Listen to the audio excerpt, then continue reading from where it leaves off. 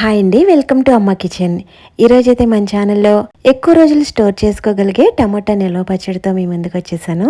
బయట కొనే పచ్చళ్ళల్లో ఎటువంటి ఆయిల్స్, ప్రిజర్వేటివ్స్ యాడ్ చేస్తారో మనకు తెలియదు కదా.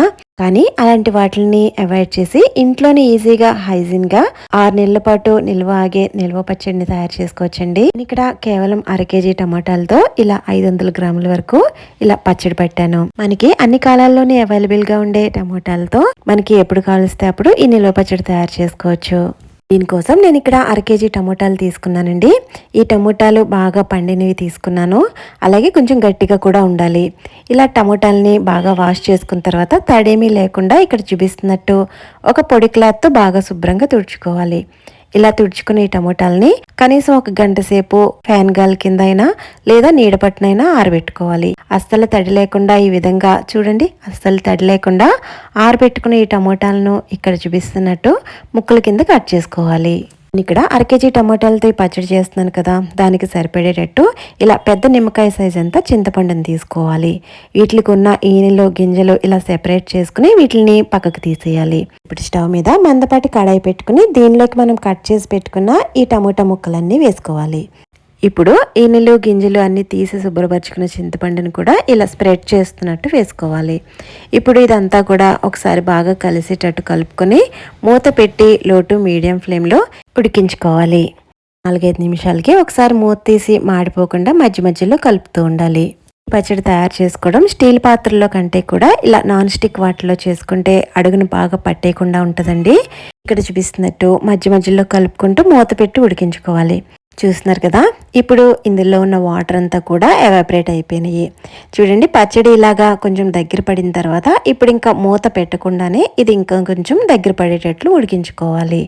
ఇప్పుడు ఈ స్టేజ్లో కనుక మూత పెడితే ఆవిరికి వచ్చే వాటర్ మళ్ళీ దీంట్లోకి వెళ్ళి పచ్చడి పాడయ్యే ఛాన్సెస్ ఉంటాయండి. చూడండి, ఇక్కడ పచ్చడి బాగా దగ్గరికి వచ్చేసింది. ఇలా గుజ్జులా తయారయ్యేంత వరకు కూడా ఉడికించుకోవాలి. ఇలా బాగా దగ్గర పడిన తర్వాత ఇప్పుడు దీంట్లోకి 1 టీ స్పూన్ వరకు పసుపుని యాడ్ చేసుకోవాలి. ఇలా పసుపు వేసుకున్న తర్వాత మరో 2-3 నిమిషాలు ఈ పసుపు పచ్చివాసన పోయేంత వరకు ఇలా 2-3 నిమిషాలు వేపించుకుంటే సరిపోతుంది. చూడండి, ఇలా 2-3 నిమిషాల తర్వాత ఇలా తయారు చేసుకున్న ఈ టమోటా గుజ్జు పూర్తిగా చల్లారేంత వరకు కూడా పక్కన పెట్టుకోవాలి. ఇప్పుడు స్టవ్ మీద మందపాటి గిన్నె పెట్టుకుని దీంట్లోకి 1/2 టీ స్పూన్ వరకు మెంతులు వేసుకోండి. ఈ మెంతులు ఎర్రగా అయ్యేంత వరకు కూడా వేపించుకోండి. ఇప్పుడు దీంట్లోకి 1 టీ స్పూన్ వరకు ఆవాలని వేసుకోవాలి. ఈ ఆవాలు ఎక్కువసేపు వేపించిన అవసరం లేదండి, 1 నిమిషం పాటు చిట్టుపట్లాడితే సరిపోతుంది. ఇప్పుడు వీటిని ఒక ప్లేట్లో వేసుకుని పూర్తిగా చల్లారనిచ్చాక మెత్తని పొడి కింద చేసుకోవాలి. చూడండి, మనం ఉడికించుకున్న ఈ టమాటా కూడా బాగా చల్లారిపోయింది. ఇప్పుడు దీనిలోకి 1 కప్పు వరకు కారం వేసుకోవాలి. మనం ఏదైతే కప్పుతో కారం వేసుకున్నామో అదే కప్పుతో 1/2 కప్పు వరకు సాల్ట్ వేసుకోవాలి. ఇక్కడ ఏ పచ్చడైనా సరే కారం ఎంత వేసుకుంటున్నామో దాంట్లో సగం మాత్రమే సాల్ట్ వేసుకోవాలి. ఇప్పుడు మెత్తగా పొడి చేసుకున్న ఆవాలు, మెంతుల పొడి కూడా వేసుకోవాలి. ఇప్పుడు ఇదంతా కూడా బాగా కలిసేటట్టు ఒకసారి కలుపుకోండి. అంతా కలుపుకున్న తర్వాత 2 లేదా 3 వెల్లుల్లి గడ్డల్ని ఇలా పొట్టు తీసి వేసుకోవాలి. మన ఇష్టం అండి, వెల్లుల్లి అన్నది మనకి నచ్చిన ఫ్లేవర్ని బట్టి కొంచెం ఎక్కువ తక్కువ కూడా యాడ్ చేసుకోవచ్చు. ఇప్పుడు ఇలా బాగా కలుపుకుని పచ్చడిని ఇక్కడ చూపిస్తున్నట్టు మిక్సీ జార్లోకి కొంచెం కొంచెం వేసుకుంటూ మెత్తని పేస్ట్ వలె చేసుకోవాలి. చూడండి, ఇక్కడ చూపిస్తున్నట్టు ఇలా మెత్తగా పేస్ట్ అయ్యేటట్లు చేసుకోండి. ఈ పచ్చడి నేను చిన్న జార్లో గ్రైండ్ చేస్తున్నాను కాబట్టి ఇలా 2 సార్లు గ్రైండ్ చేయాల్సి వస్తుంది. పెద్ద జార్ అయినా సరే ఒకేసారి అంతా వేసేయకుండా 2 పట్ల కింద గ్రైండ్ చేసుకోండి. అప్పుడు పచ్చడి బాగా నలిగి మెత్తగా అవుతుంది.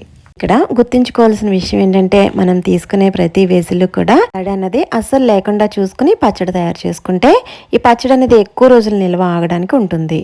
చూడండి, ఇక్కడ చూపిస్తున్నట్టు ఇలా మెత్తగా అయ్యేటట్లు గ్రైండ్ చేసుకోవాలి. చూస్తుంటేనే నోట్లో నీళ్లు ఊరుతున్నాయి కదా. ఇప్పుడు ఈ పచ్చడిని తాలింపు పెట్టుకోవాలండి. ఇక్కడ నేను 1 కప్పు పావు వరకు ఆయిల్ తీసుకున్నాను. ఇక్కడ వేరుశెనగ నూనె తీసుకుంటే పచ్చడి టేస్ట్ బాగుంటుంది. ఇప్పుడు నూనె బాగా కాగిన తర్వాత 1 టీ స్పూన్ ఆవాలు, 1 టీ స్పూన్ జీలకర్ర, 2 టేబుల్ స్పూన్స్ వరకు పచ్చిశనగపప్పు, మరో 2 టేబుల్ స్పూన్స్ వరకు మినపగుళ్ళు వేసుకోవాలి. అలాగే 6-7 తుంచిన ఎండుమిర్చి వేసుకోండి. అలాగే 5-6 కరివేపాకు రెబ్బలను కూడా తడేమీ లేకుండా చూసుకుని వేసుకోవాలి. అలాగే పొట్టు తీసిన వెల్లుల్లి రేకులను కూడా 10-15 వరకు వేసుకోండి. ఇప్పుడు ఈ తాలింపు ఎర్రగా వేగిన తర్వాత కొంచెం సేపు ఈ తాలింపు కొంచెం చల్లారనివ్వండి.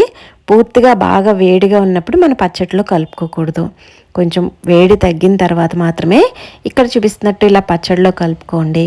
చూడండి మనకి తాలింపు కొంచెం పచ్చడిలో కలుపుగానే ఆయిల్ ఎక్కువైనట్టు అనిపిస్తుంది కానీ ఇదంతా కూడా బాగా కలుపుకున్న తర్వాత ఆయిల్ కరెక్ట్గా సరిపోతుందండి. చూడండి మనం వేసిన ఆయిల్ అంతా కూడా పచ్చడిలో బాగా కలిసిన తర్వాత కన్సిస్టెన్సీ కరెక్ట్గా సరిపోయిందండి. ఇలా తయారు చేసుకున్న ఈ పచ్చడి గాజు సీసాలో వేసుకుని బయట అయితే నెల రోజుల పాటు స్టోర్ ఆగుతుందండి. అదే ఫ్రిడ్జ్లో అయితే 6 నెలల పాటు నిల్వ ఆగుతుంది. తీసుకున్న 1/2 కేజీ టమాటాలకి నాకు ఇక్కడ 500 గ్రాముల వరకు ఇలా పచ్చడి తయారైంది. మరి ఇంకెందుకు ఆలస్యం, ఈజీగా ఇంట్లోనే మీరు కూడా ఇలా తక్కువ ఖర్చుతో పచ్చడి తయారు చేసుకుని హెల్తీగా హైజీన్గా తినేయచ్చు. ఈ వీడియో నచ్చితే లైక్ చేయడం మర్చిపోవద్దు. సబ్స్క్రైబ్ చేసుకుని ఫ్రెండ్స్ అండ్ రిలేటివ్స్కి ఫార్వర్డ్ చేయండి.